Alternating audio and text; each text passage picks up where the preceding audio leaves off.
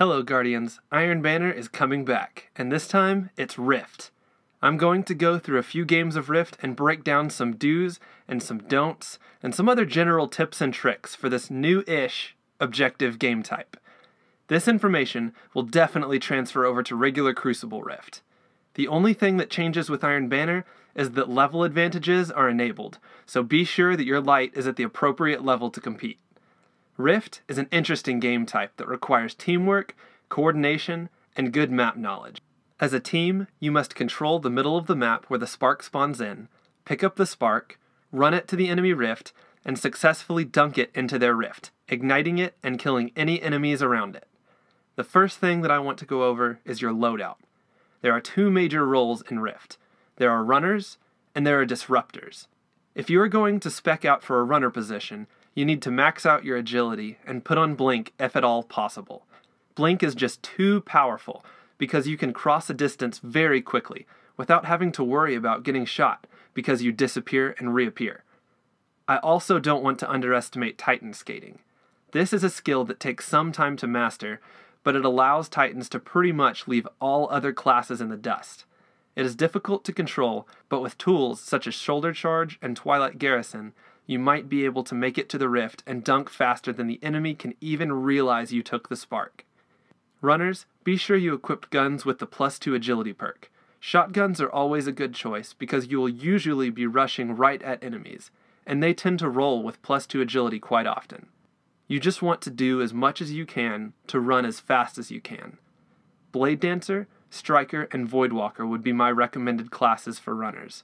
Blade Dancers have the invisibility perks on their side, and Strikers and Voidwalkers both have panic supers that are quick and do a lot of area of effect damage that can either save your life or clear out a room full of opposing guardians. Now the other role is a disruptor. This can range anywhere from a straight tank roll to a nimble na-na-na-boo-boo, you can't catch me roll. There isn't specific gear or abilities you want to spec out for. The main idea is to choose whatever you feel most comfortable causing as much chaos as possible with. A few really good examples would be a Defender Titan or a Self-Res Warlock. A Defender Titan can use their bubble to either control the spark or to set up an offensive base for the spark runner to push up from with Blessing of Light. They have suppressor grenades to bank off walls and deal area of effect damage and suppress whatever is within their blast radius. Radiance Warlocks have the ability to charge into an area, waving their hands and throwing grenades, and get everybody to focus on them and kill them. And then self-revive and do it all again. Firebolt grenades are exceptional, because you don't really have to aim them, just toss them in the general direction of enemies, and they will do a lot of damage and even burn them if you're spec'd out for it. Also, solar grenades can be used to litter the area with blinding suns, making it difficult for the opposing team to find your advancing spark runner. Okay, now that I've talked loadout, let's talk technique. The most important thing you need to have going into Rift is awareness. This is a very fast-paced game type, and you need to be able to take in and process a lot of information very, very quickly. You need to know the map, understand its ins and outs, hiding spots, different routes to run, where the rifts are, where the spark spawns, and even spawn locations. Not only do you need to know the map very well, but you also need to know where the players are on the map at any given time. You need to know where your team is, where the other team is coming from, where your spark runner is and what path they will be taking, and where the opposing spark runner is and what path they will most likely take. Pro tip: when the spark is spawning in, you don't always want to be there and be the first one to grab it. If you grab the spark and die immediately, the other team actually gets more points for stopping the spark runner. You at least want to make sure that you can pick it up and get 2 sets of forward motion points before you run in and grab the spark. Now, while all of this is going on, you need to be aware of the timers. The timer on when the spark will spawn in, and after the spark has been picked up, how long you have to dunk the spark. Oh, and don't forget about heavy ammo. It usually spawns in around the same time the spark does. This causes some tension in strategies and priorities, and you need to be able to make a decision. Which is more important at the moment, controlling heavy ammo or the spark? The answer may be different depending on the situations. You're just going to have to communicate with your team and prioritize. This brings me to two more topics: prioritization and communication. When it comes to chasing someone down to get that kill, in Control or Clash, that kill may mean a lot. But in Rift, you have to know when to chase, when to kill, and when to run. Sometimes, it's more important to disengage and reposition yourself based on the timers. Maybe the spark is going to spawn in the next 5 seconds, and you need to secure a defensive position around the spark instead of getting a single kill and then being separated from your team. Or maybe your team already has the spark area locked down, and you are now in the role of a disruptor, so you are trying to prevent the other team from advancing on the spark, so you want to kill them, or at least buy time for your team to pick up the spark. What about when heavy ammo is spawning in at the same time as the spark? Is the other team going for heavy? Are they going for the spark? Would your team benefit more from splitting up and securing heavy at the cost of a dunk, so that you can use heavy and press the other team next time and guarantee a dunk? Or do you see an opportunity to grab the spark and make a beeline for the rift, while the other team is distracted and score some serious points? Where are you most likely to succeed based on the positioning of you and your team and the enemy team? These are the questions you have to ask and answer in a matter of seconds, and they are the questions that will determine whether or not you will succeed in playing Rift. That being said, the key to good decision making is good intel. You get good intel from good communication. You can be successful at Rift queuing in solo if you understand how Rift works and can read the situations that you are presented with very well. But I highly recommend that you go in as a team. If you know who you're playing with, you can talk to each other and pass around to each other very important information, such as, "Their runner's going through the portal, watch that ledge," or, "I've got them all focused on me, quick, blink in and dunk it." A good reason why you have to be very knowledgeable about the map isn't just so that you know what's happening, it's so that you can communicate what you know to your team so they can help wherever they are needed in whatever way they need to. Whew!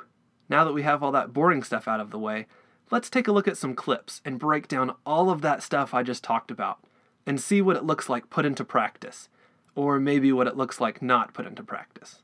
Keep in mind that I was going in solo in these games, so I'm going to go over individual thought processes and ways that I can help my team despite my lack of communication. So in this first clip, I spawn in, and the first thing I want to do is control the spark zone. I rush up the side and get a quick angle on the spark, but I suddenly realize that I'm all by myself.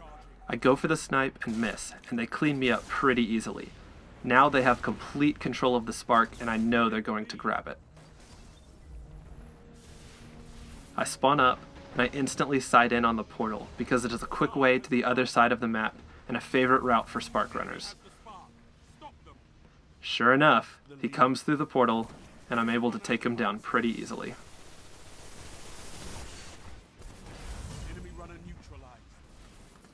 Now I've just spawned, and first things first, control the spark zone.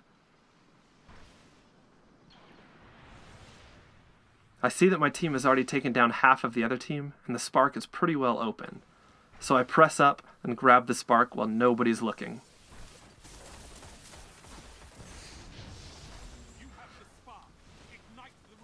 My team continues to clean up the other opposing guardians, but I know those 3 enemy guardians are probably going to be back by the time I get to the rift. My team just continues to cause chaos and destruction while I speed into their base and dunk on their rift. This clip is all about knowing your role. As I advance to help secure the spark zone, I see that my teammate has already picked up the spark, so now I'm instantly in the role of the disruptor. I run into the enemy base and cause as much havoc as I can, so that my spark runner has a clear shot at the enemy's rift and dunks without even breaking a sweat.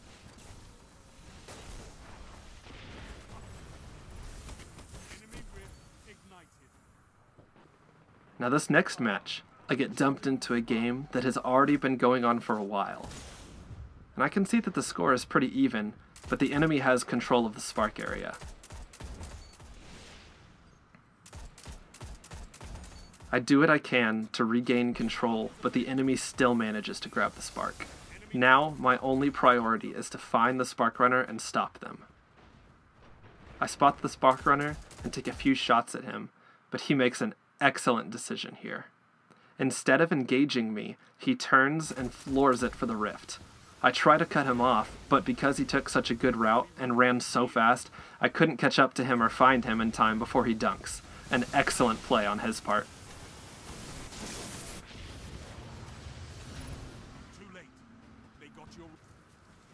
As usual, I'm trying to control the middle, and this guy jumps out, the same guy who just dunked on me.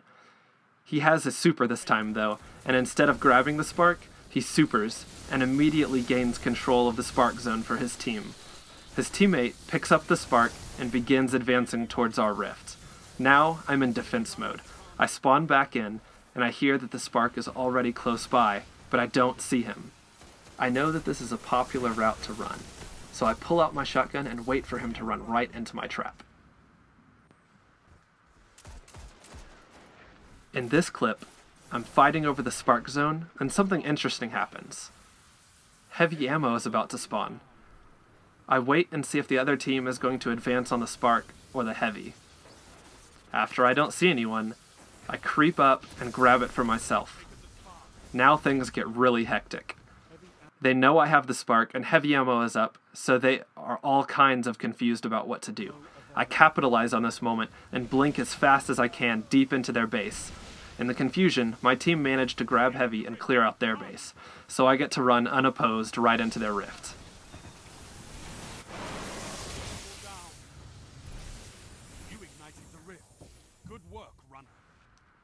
In this clip, we will see what not to do. I'm trying to hold down the middle of the map as usual when the spark spawns.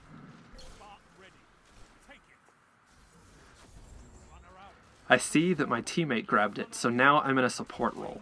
I see that my teammate is tethered, so I shoot him out of it so that we can both go support together. We cause a little bit of chaos. Supers are popping everywhere, and I end up dying. I switch to see the runner, only to find that he is stuck in a small claustrophobic corridor with the other team.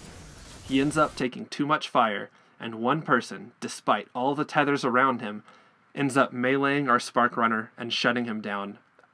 As a spark runner, you should never put yourself in a situation that you cannot escape.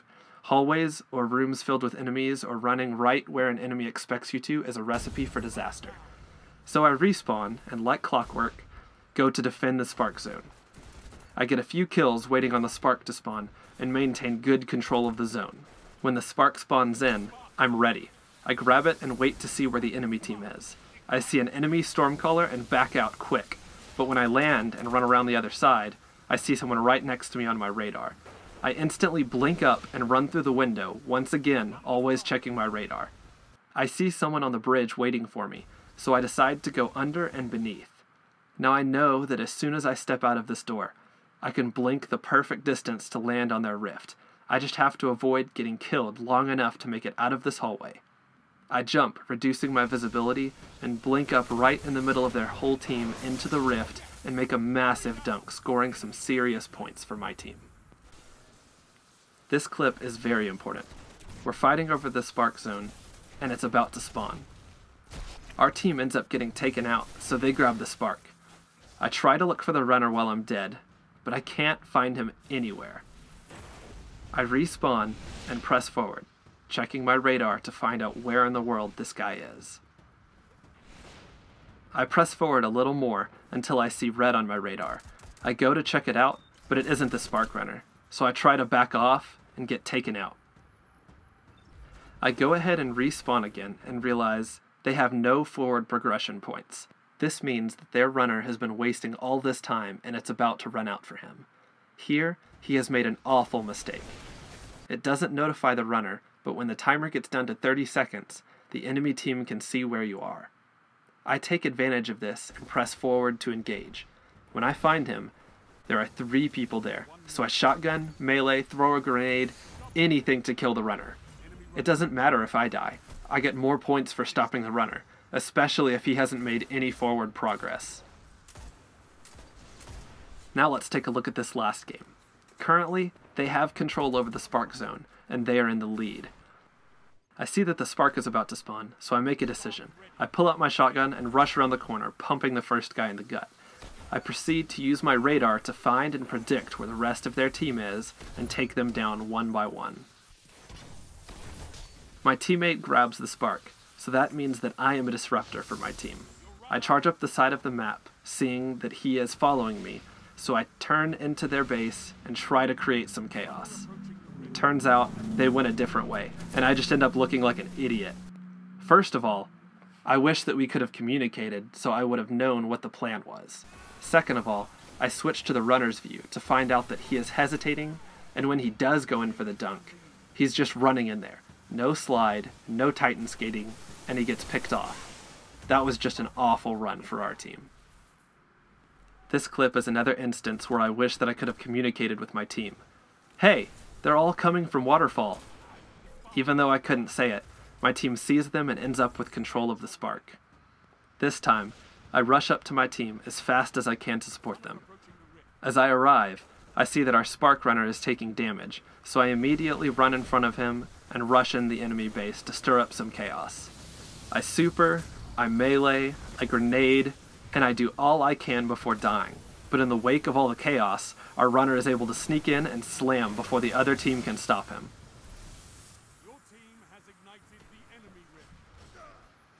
Now, I respawn to incoming heavy ammo. I decide to run for the heavy ammo since I am in no position to hold down the spark zone. When I arrive, I'm pleased to see most of our team there to pick it up. I press forward towards their base, trying to zone them out of the spark, but I don't find anyone because they're fighting over the spark.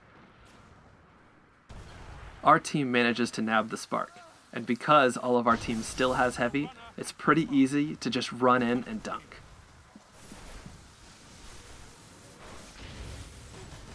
Now instead of pressing their spawn, I decide to run back to secure the spark zone, but my team stays in their base and holds them there while we secure the spark again. Because our team is causing so much havoc in their base, it's super easy to run in and dunk again.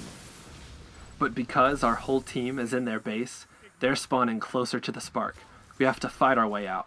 Luckily, still having heavy and picking them apart to control the middle once again.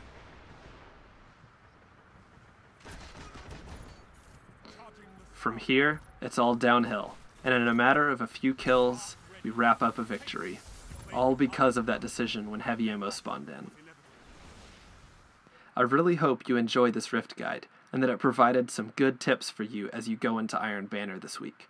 Just remember that awareness, decision-making, communication, and teamwork is what it takes to succeed. I look forward to meeting you all on the battlefield, Guardians, and may you remember that it is not our fellow Guardians that are the enemy. We are merely challenging each other, refining and strengthening our light, so that we may be prepared when the darkness strikes again. This is Whalester094, signing out.